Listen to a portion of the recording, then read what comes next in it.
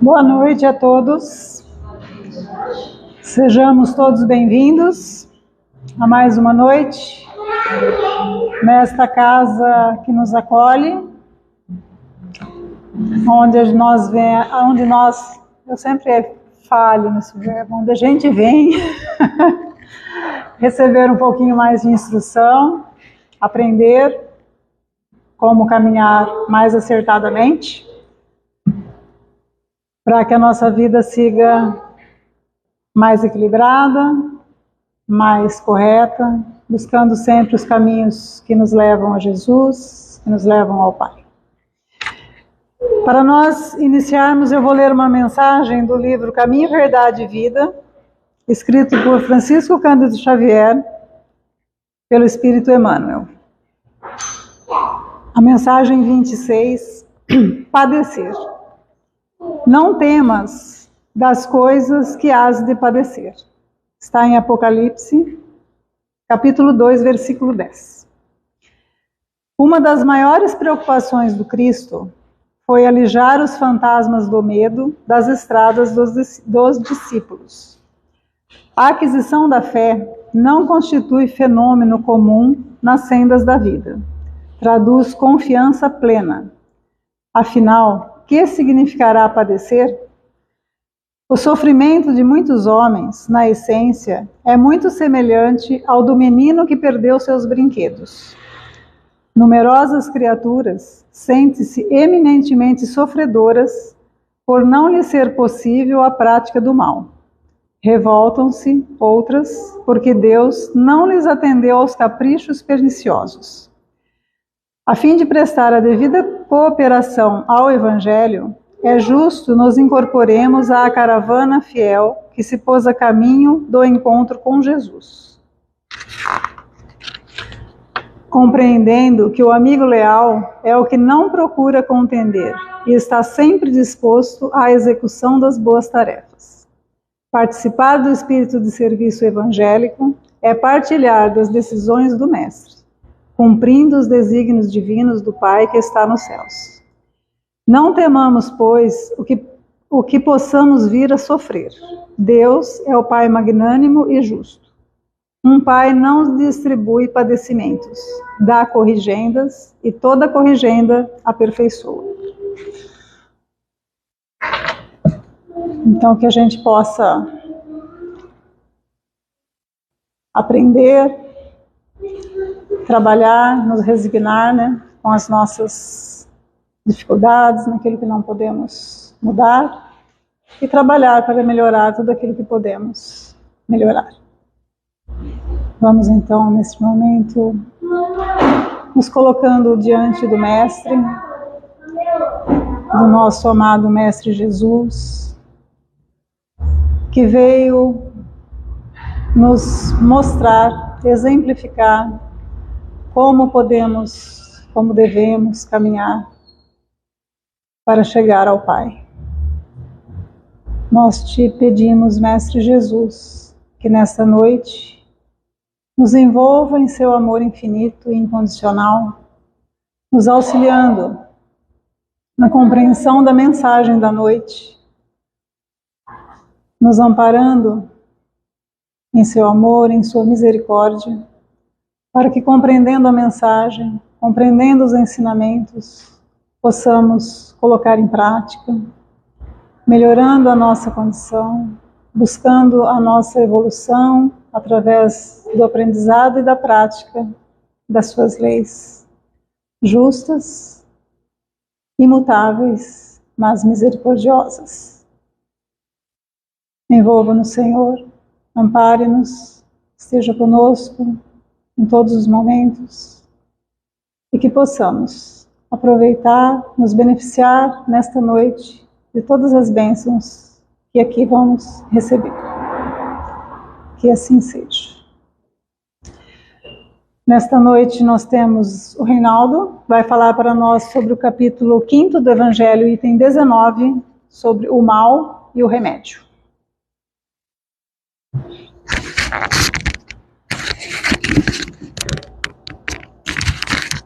Sim, senhor. Deixa eu aproveitar só completar aqui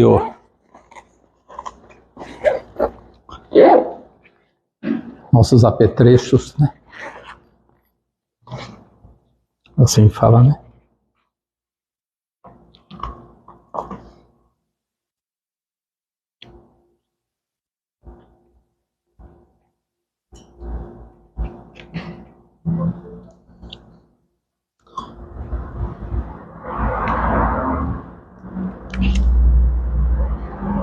Só demora meia hora só, mas chega lá, tá?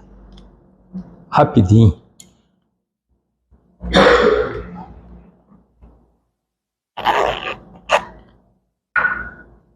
Que quando eu estava montando aqui, chegou pessoas, eu tive que atendê-lo. Como nós temos 15 páginas, só 15 páginas para ler, 35 slides para comentar, então nós terminamos hoje, tá? Até meia-noite é dia, né? Depois passa para outro, né? Então estamos lá. Bom, boa noite a todos. Muito obrigado pela presença de vocês hoje aqui, por estarmos aqui reunidos mais uma vez para falar um pouquinho mais da palavra de Deus, da palavra de Jesus. Está no item 19, no capítulo 5 do Evangelho segundo o Espiritismo, Kardec nos fala sobre o mal e o remédio. É uma psicografia de nosso irmão maior, Santo Agostinho, no ano de 1863. Nós vamos refletirmos um pouco sobre o assunto, porque é muito extenso essa pequena frase e de grande repercussão em nosso meio. Vamos precisar entender um pouco o que é o mal, a dor e a fé. Para podermos entender o significado que nosso irmão de Leme, o Carlos Penteado, esteve aqui em nossa casa segunda-feira passada, no dia 20, nós precisamos voltar um pouquinho no tempo. Quando ele estava presente, falando da mídia, da televisão, falando sobre as guerras, sobre o assassinato, sobre o mal-estar, né? Em 1964, eu tinha aproximadamente de 3 para 4 anos. E me recordo quando meu pai estava ouvindo na rádio, porque naquela época não tinha TV, era rádio. Naquela época estava se falando muito sobre a guerra de 1964. Era um comentário geral, todas as rádios falavam sobre isso. E eu me lembro muito bem que era comentado, desculpa a palavra, mas de um botão vermelho. Eu não sei nem o que se referia a esse botão vermelho. Mas como era criança de 3 para 4 anos, eu fiquei pensando, por que o botão vermelho, né? Então, o comentário na mídia naquela época era, se alguém apertasse aquele botão vermelho, eu acredito que seja algum dispositivo que lançasse alguma bomba, que ia explodir tudo, então eu ficava muito preocupado com isso. Criança de 3 a 4 anos. E por muito tempo levei isso em consideração, eu ficava pensando, eu ficava preocupado com tudo isso que estava acontecendo no nosso meio. Perguntar, pô, meu Deus, será que vai explodir tudo, acabar tudo e a gente não vai conseguir saber o que está acontecendo realmente? Criança eu ficava muito amedrontado pelo que estava acontecendo. É um dos detalhes que a gente tem que tomar muito cuidado. Nós pensamos que as crianças não estão atentas ao que está acontecendo à nossa volta, e elas estão. Pode ser que elas não comentem, mas elas estão prestando muita atenção no que você vê, no que você fala e no que você age. Porque na cabeça de uma criança, tudo pode acontecer. Desde uma brincadeira inocente até uma coisa muito grave. Por isso temos hoje, vamos falar assim, criança de 12, 13 anos, matando criança de 12, 13 anos. Aí na mídia, nas escolas. que ninguém sabe porquê, mas são coisas que vão sendo incutidas na criança desde pequeno e renomando com o passar do tempo, né? Hoje a mídia nos mostra tudo o que é mal, desonesto, roubo, assassinato, guerra e tudo mais que nos aguça nosso pensamento. Que nós, inclusive nós vamos ver nesse capítulo 5, que o nosso sentimento ainda é animal, não é primata. Queremos ver sangue e ranger de dentes. Quando acontece um acidente no meio da estrada, nós queremos parar, ver o que está acontecendo, por que está acontecendo, como aconteceu, quem é a pessoa. Inclusive tem até um cartaz na estrada que quando você vê algum acidente, não pare.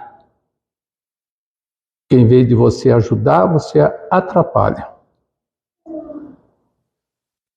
Devemos fazer como o Carlos nos falou. Nós temos que parar de assistir esses canais sensacionalistas, onde nos mostra muita corrupção, que é verdadeiramente um desfavor para a humanidade, para o nosso país e para a nossa cidade. Pensemos um pouco em nossa saúde mental e espiritual.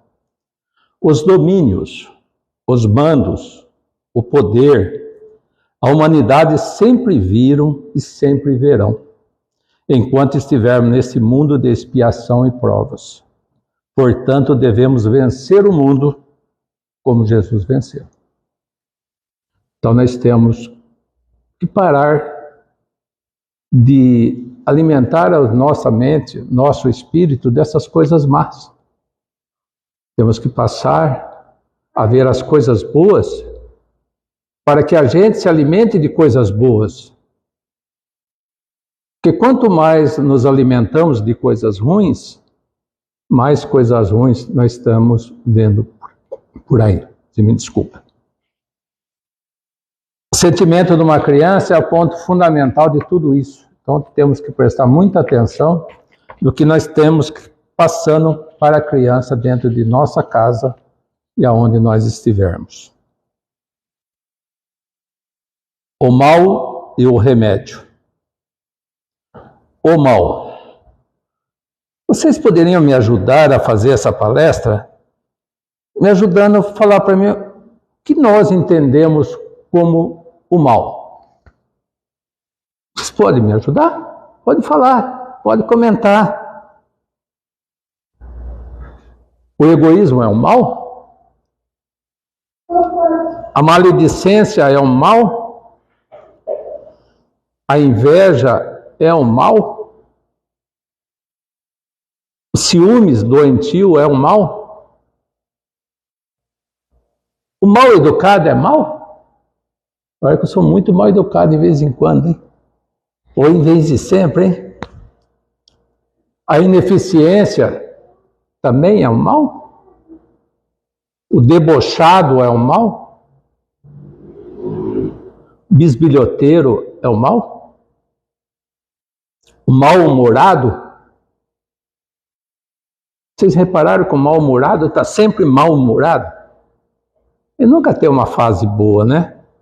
O mal-intencionado, o desleal, o desleixado, o desonesto, o falso, o ganancioso, o grosseiro, o guloso, o hipócrita, a infidelidade, a ingratidão, o injusto, o insensato, o insuportável, o malandro, o maldoso, o malicioso, e por aí vai.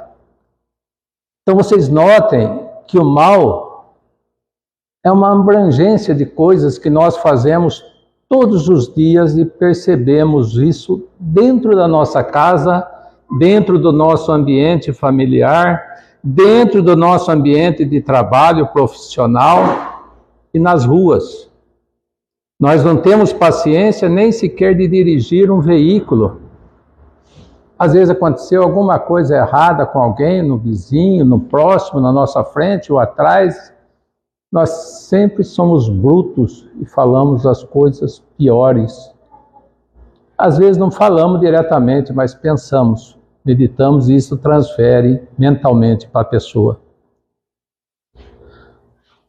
Mas o mal é tudo o que é prejudicial ou fere. Tudo que nós prejudicamos, oferimos outra pessoa, esse é o mal. Esse é o nosso discernimento do mal. O que concorre para o dano ou a ruína de alguém ou algo. Acho que nós não fazemos isso, né? Isso está dentro de nós, às vezes até por sem querer, pensando alguma coisa negativa sobre o nosso próximo, sobre o nosso irmão, sobre os nossos parentes. Nem sabemos o que está acontecendo, mas a primeira coisa que nós fazemos é criticá-lo. Às vezes ele está precisando de uma palavra de apoio para que a gente possa sobressair. O mal, o que é o nocivo para a felicidade ou o bem-estar físico ou moral. Tudo que você faz contra a felicidade, ou bem-estar físico, ou bem-estar moral de uma pessoa, é o mal. Então, tudo que nós entendemos sobre isso é o mal. E nós temos que pensar muito quando nós vamos dirigir uma palavra ao nosso amigo, ao nosso irmão, até uma palavra agressiva. Porque Jesus sempre recebeu palavras agressivas e ele sempre foi amável, sempre confortava o próximo. A dor. O que podemos entender da dor?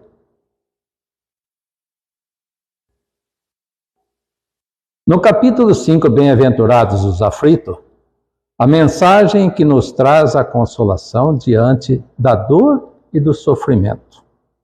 É bom lembrar que a dor é inevitável diante da situação em que nós nos encontramos, ou seja, um planeta de expiação e provas, e que o sofrimento é opcional. Quando nós fazemos a nossa cartilha lá no céu, quando a gente vem para ser encarnado, nós falamos que nós temos a nossa dor, nosso sofrimento, nosso mundo de expiação e prova, né? Sofrimento é opcional. Então nós devemos muito prestar atenção de tudo que nós estamos fazendo aqui na face da Terra.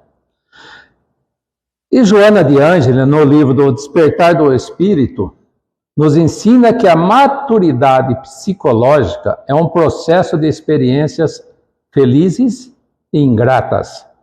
Explica ainda que o ser emocionalmente estável não se exalta diante do sucesso e nem se deprime diante do fracasso. É aquela velha história que nós devemos sempre aprender a cair e levantar com dignidade. Temos que respeitar sempre, porque às vezes nós caímos por falha nossa, não de terceiro. E sempre julgamos o terceiro que nos derrubou, né? Sempre o culpado é o terceiro, nunca somos nós.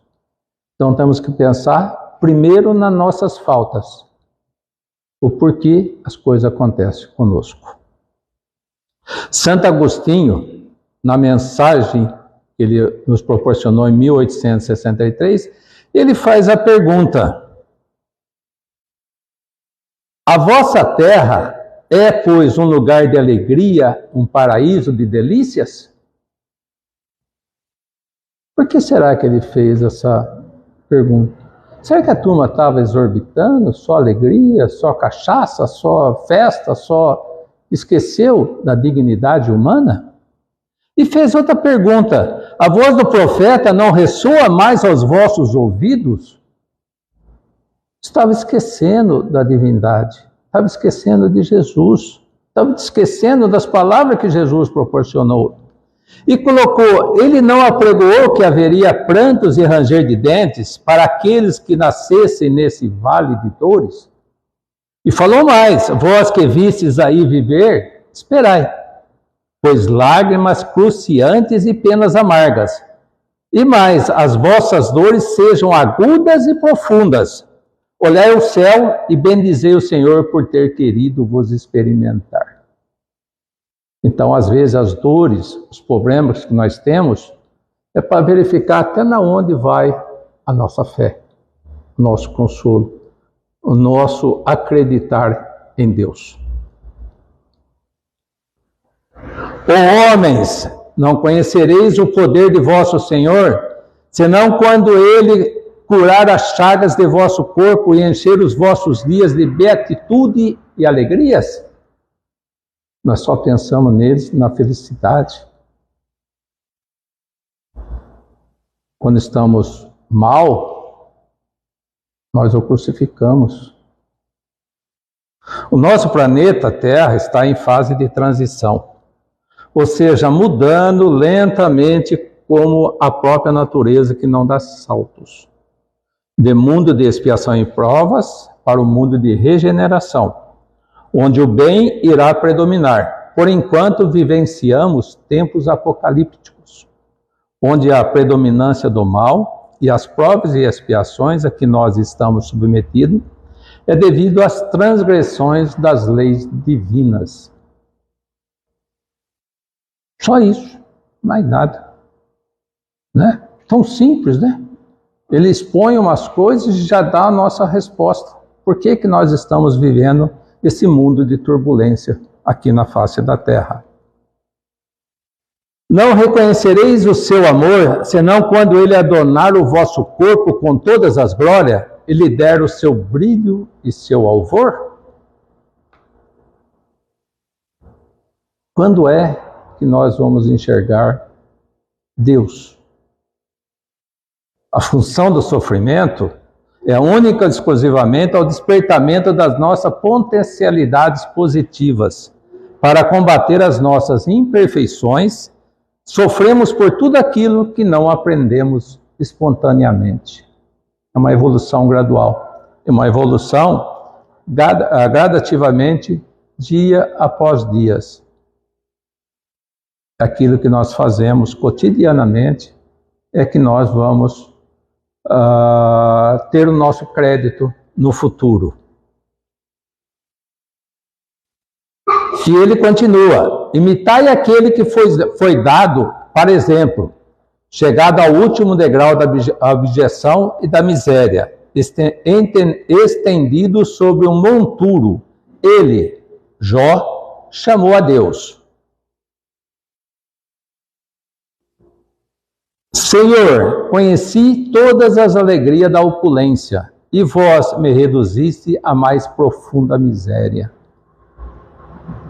Não devemos, nem podemos, querer passar uma existência na terra em alegrias constantes, visto que, se assim fora, nós permaneceríamos estacionados nos prazeres e valores materiais, sem conhecer a felicidade que nos espera e da qual já usufruímos em determinadas situações e com pessoas. Então, se nós tivermos sempre alegria, não tivermos dificuldade, não tivermos as provas e expiações para ser passada, nós vamos ficar parados, estacionados no mundo, sofrendo cada dia mais. E ele continua: Graças, meu Deus, por tendes querido provar o vosso servo. Não devemos, pois, acusar Deus ou lamentarmos diante da dor, pois ela é fruto das nossas ações diante da dor, pois ela é fruto de nossas ações equivocadas e devemos aceitá-la com resignação, pois que a doutrina espírita nos revela as causas das aflições que podem estar na vida presente ou passada. Joana de Ângeles nos informa que, além de nosso karma individual, carregamos o karma coletivo, ou seja, temos os nossos débitos perante as leis divinas individualmente e também os coletivos. Por que nós temos o coletivo? Porque um depende do outro para crescer aqui na face da Terra. Como nós dependemos um do outro, nós estamos eu torno a falar aquilo que nosso amigo Ismael Batista sempre falava para nós quando vinha fazer a palestra, né? E ele sempre fazia aquele gesto tradicional que quando ele estendia a mão para cima e a mão para baixo. Estendendo a mão para cima para que a gente seja socorrido pelos espíritos superiores, pelas pessoas que estão acima de nós, e estendendo a mão para baixo para que a gente possa ajudar o nosso irmão mais próximo, que necessita dessa ajuda. Então, que nós façamos sempre assim. Sejamos humildes para receber a nossa pessoa que quer nos ajudar. E podemos ajudar a outra pessoa sem humilhá-lo. Sempre.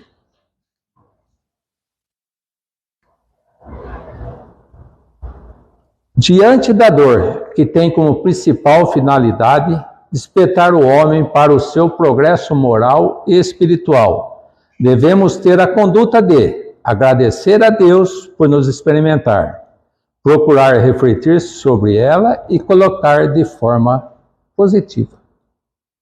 Se nós vemos preso ao mundo inferior, sujeito a vicissitudes e dores, e se aceitamos Deus como fonte de amor, justiça e misericórdia, só podemos deduzir que temos o que precisamos para atingir o nosso destino de perfeição e de felicidade. Sempre, tá? Então devemos que agradecer sempre. E ele continua: até quando os vossos olhares se deterão nos horizontes que a morte limita? Somos humanos, só enxergamos até a morte nos limita. Quando, afinal, vossa alma se decidirá a lançar-se para além dos limites de um túmulo? Quando? Quando nós vamos enxergar além da... Houvesseis de chorar e sofrer a vida inteira, seria isso, a par de eterna glória, reservada ao que tenha sofrido prova com fé, amor e resignação.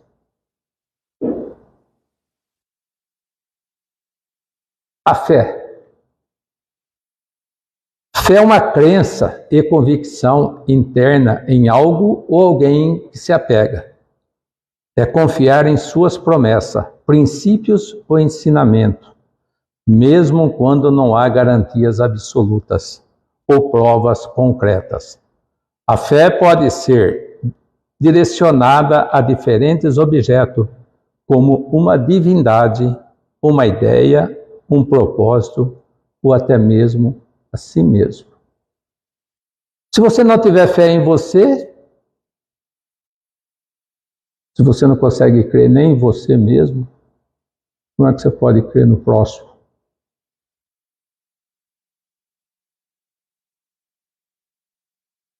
A fé, no sentido mais geral, pode ser encontrada em diversas esferas da vida, incluindo a religião, a espiritualidade, os relacionamentos interpessoais, os sonhos e aspirações pessoais. Por isso nós temos que crer sempre naquilo que nós fazemos. Sempre temos que ter fé. É a nossa garantia. Por outro lado, a fé cristã é uma confiança, inteira submissão e certeza que nos leva a acreditar firmemente na palavra de Deus e agir de acordo com essa convicção. A fé não se trata apenas de uma crença passiva, mas de uma resposta ativa, que se manifesta por meio de nossas escolhas, atitudes e comportamentos. A fé em Jesus não é apenas um componente isolado da nossa vida, mas um estilo de vida que permeia todas as áreas, guiando nossas decisões, relacionamentos e compromissos. Por isso, todos os atos e atitudes que nós temos que nos direcionar com bastante fé em Deus. Nós temos que viver Deus, Jesus, a todo dia e a toda hora. A ideia clara e precisa que se faz na vida futura dá uma fé inabalável no porvir. E essa fé tem consequências enormes sobre a moralização dos homens, porque muda completamente o ponto de vista pelo qual eles encaram a vida terrena. Para aquele que se coloca pelo pensamento na vida espiritual, que é infinita, a vida corporal não é mais do que rápida passagem, uma breve permanência num país ingrato. Item 5, capítulo 2 do Evangelho segundo o Espiritismo, meu reino não é deste mundo. Espíritas, amai-vos, eis o primeiro ensinamento. Instruí-vos, eis o segundo. Todas as verdades que se encontram no cristianismo, os erros que nele se enraizam, são de origem humana. E eis que, de além túmulo, que acreditáveis vazio, vozes vos clamam. Irmãos, nada perece. Jesus Cristo é o vencedor do mal, sede os vencedores da impiedade. Item 5, capítulo 6 do Evangelho segundo o Espiritismo, Espírito de verdade, o Cristo Consolador. Para vencer o mal, mensagem número 30 do livro Palavras da Vida Eterna.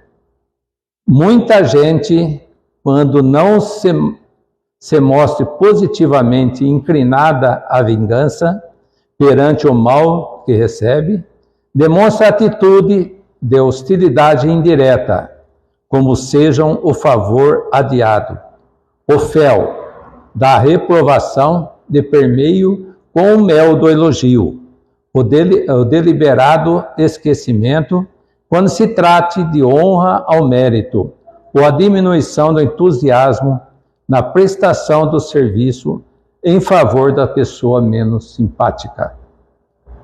Entretanto, para vencer o mal, não basta essa meia bondade peculiar a quantos se devotam, a desculpa cortês sem adesão do campo íntimo.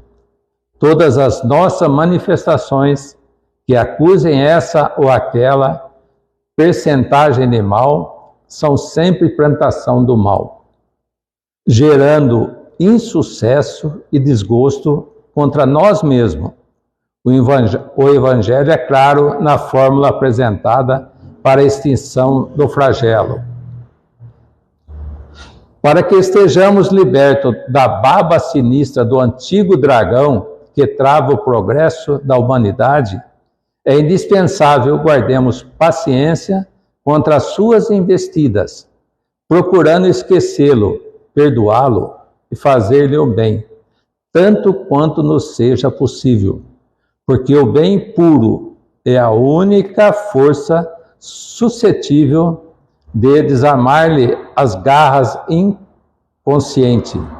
Não nos esqueçamos de que para anular a sombra noturna não basta arremeter os punhos cerrados contra o domínio da noite. É preciso acender uma luz.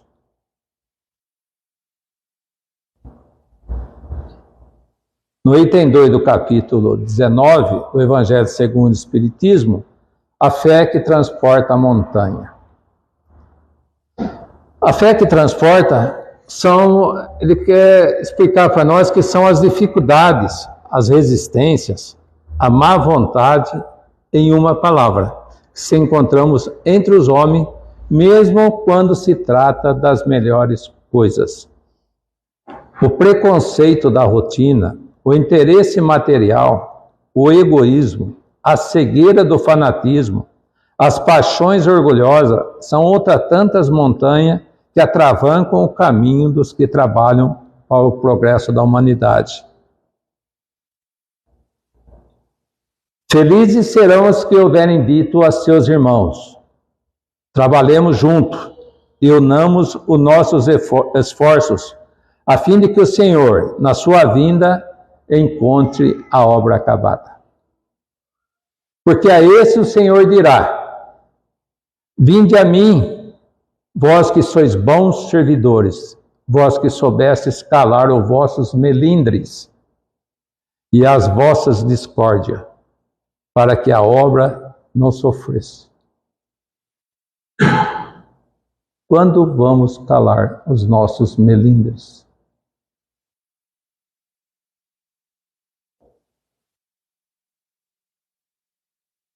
Bom, meus irmãos, era o que eu tinha a colocar.